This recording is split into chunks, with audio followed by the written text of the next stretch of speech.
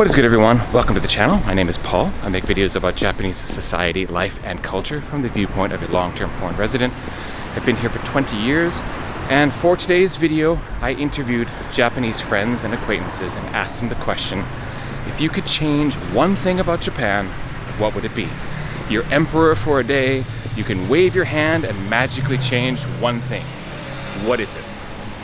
Now, this is a partner video to the video I made last week, and in that one I asked foreign residents like myself what they would change about Japan. And not surprisingly, the answers from the Japanese were rather different, and just again showing different things on different people's minds.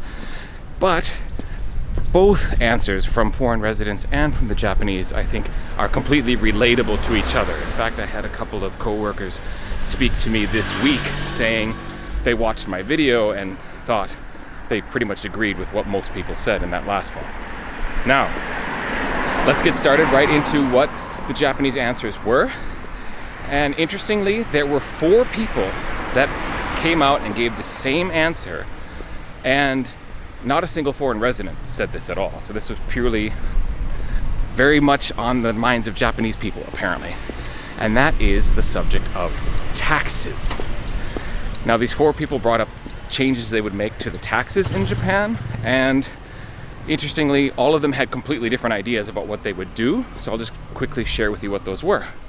The first idea was, this person talked about how defense spending has gotten really higher and higher recently in Japan. The spending is increasing, and this person thought that that money should be used not for defense spending but for education, specifically free or greatly reduced cost university. So that was one of the plan ideas, because it really is a jump in cost in Japan when it comes from junior high school to high school and then going to university. Especially in the current economy, it's becoming much more and more of a burden for Japanese families to send a child to university. Now, the next proposal was to actually take the top tax bracket, which is right now 40 million yen. If you make over 40 million yen, that is a 45% tax on the income, and this person suggested that it should be raised to over 50% at about 60% rate. So tax the wealthiest earners more. And they didn't have a specific idea immediately of how the tax money should be used, but that in most likely it should be used in terms of helping the poor, more unfortunate people and the homeless. Another person who also wanted to help the homeless and the poor actually went a step further, not only raising the top tax rate, but saying that there should be no billionaires in Japan, and that I think it's 44 recognized billionaires are in Japan, that they should reduce their wealth down to, I guess, 999 million and not be a full B billion, and that wealth should be redistributed to less fortunate. The final plan is completely different from the other 3, and that was scrap the income tax plan entirely and just do a tiered consumption tax. So like kind of a luxury tax on certain goods and consumption tax at varying levels on different products, with maybe like food being a very low consumption tax, etc. And basically this person's rationale was that the income tax system is just too clunky, too difficult to handle, no one understands it well, and you've got the issues of, like, if you work under a certain amount of hours and don't earn a certain amount of money, you get this tax break, and that encourages people to work part-time, or like in married couples, like the housewife, it kind of encourages to stay at home and not work, or work very minimally. So just get rid of all that and make it a consumption tax based system in Japan. Now, what is my opinion on these? I don't have a lot to say about the tax code in Japan. I seem to feel it's quite fair in many respects, at least in terms of where I fall into the tax bracket. But I don't know.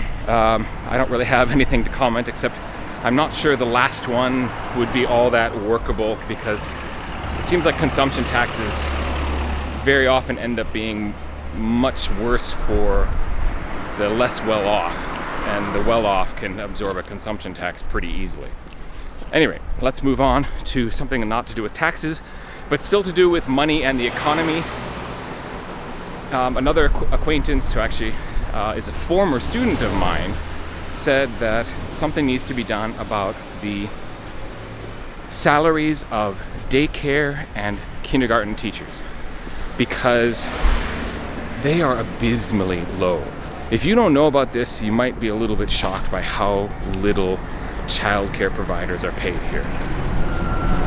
Now, I did some digging, checked on some stats, and seems to me that from what I found, if you're a kindergarten teacher, there are kindergarten teachers like on the low end who are just beginning, who are making 160,000 yen a month, which is like $1,100. And the general or more average salary in Tokyo, for example, would be 250,000 yen to 300,000 yen a month. So we're talking $2,000 to $2,300 or so, which is pretty low. It's even worse in daycare, where daycare providers are often working for as little as 1,300 yen an hour, which is $8.50. I mean, can you imagine wrangling 20 to 30 little urchins day after day and getting paid less than $10 an hour to do it?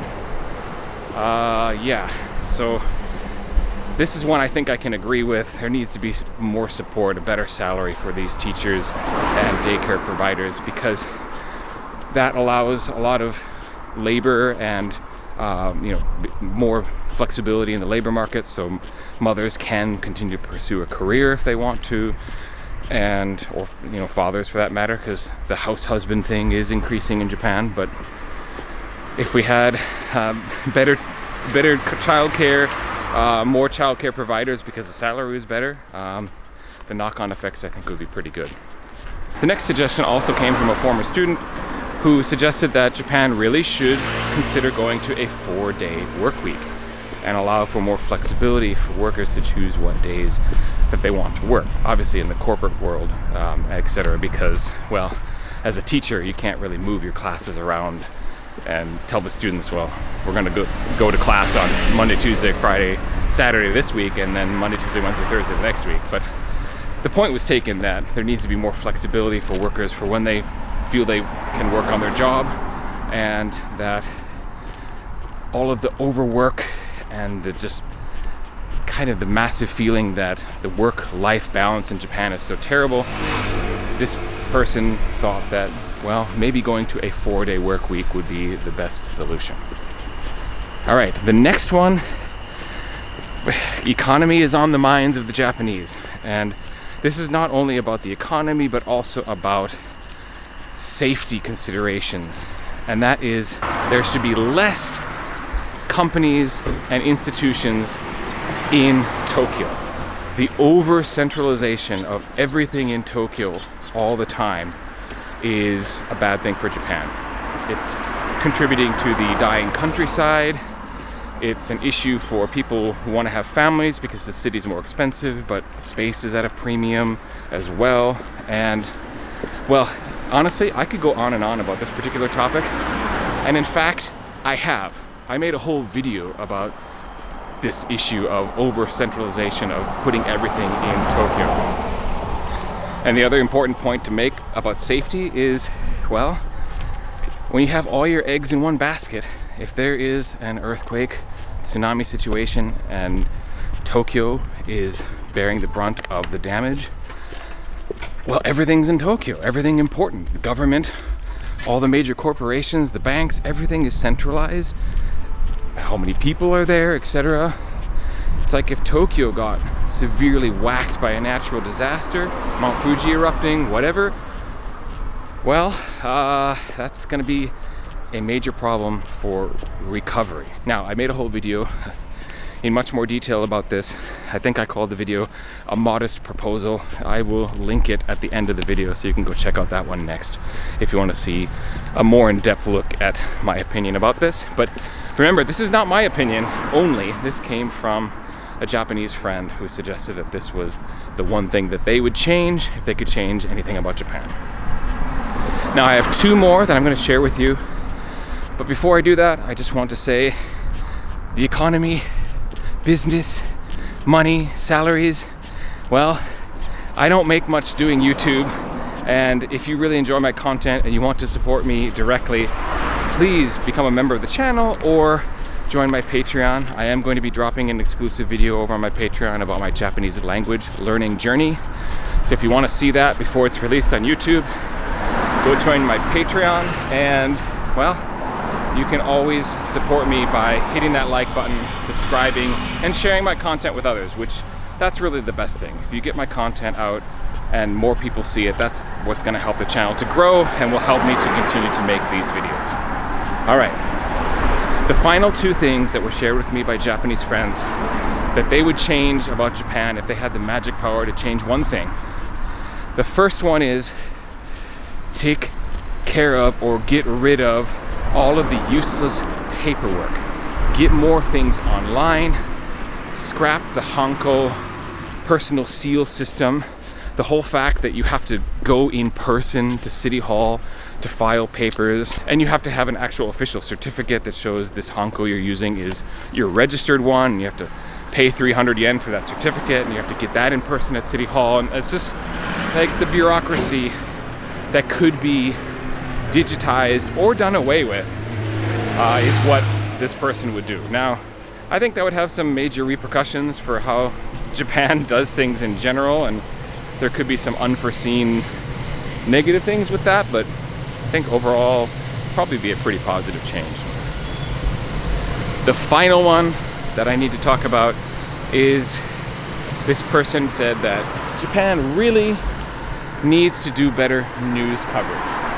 And what she meant by that specifically was that there's so much news going on in the world. There's so many things happening in Japan as well. And the news every night and every morning spends far too much time on things like food, local restaurants and what they're serving, like these kind of human interest stories about, you know, this shop that serves giant curry dishes and whatever. And the minutes, hours, days spent just talking about Shohei Ohtani. Basically, this person probably doesn't care about baseball very much and is just pretty much annoyed that so much attention and coverage is given to Ohtani. And it's a lot of the same stuff over and over again. They'll show the clips and they'll talk about what happened in the baseball game, and then they'll show the same stuff again 10 minutes later. Like it just goes back to him again. And it'll be useless information about his personal life, you know, kind of paparazzi type stuff. And you know, I get it. I get why this would frustrate. Like, I'm a baseball fan. Not a Dodgers fan, but I am a baseball fan. And actually, I'm going to let you in on a secret. I'm a Chicago Cubs fan, and I would love if they covered Suzuki Seiya more.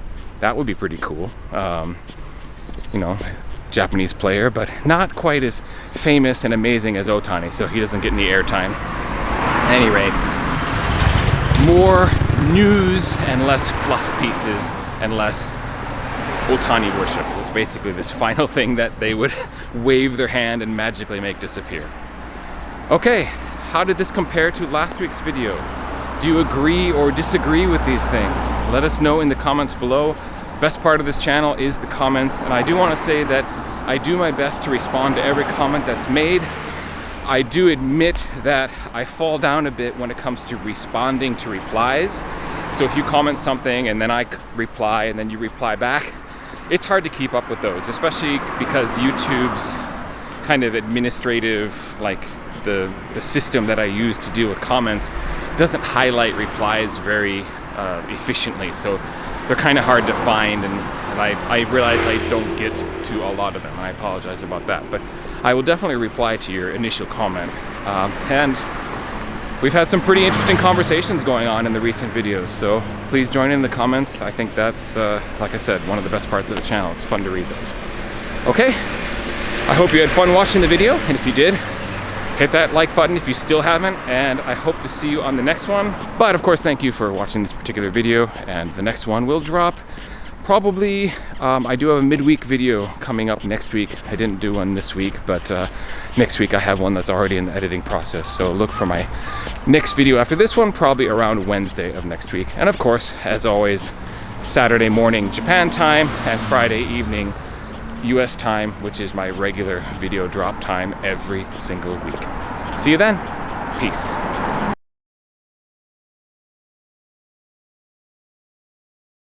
And you have to have a actual certificate that shows your official Hanko,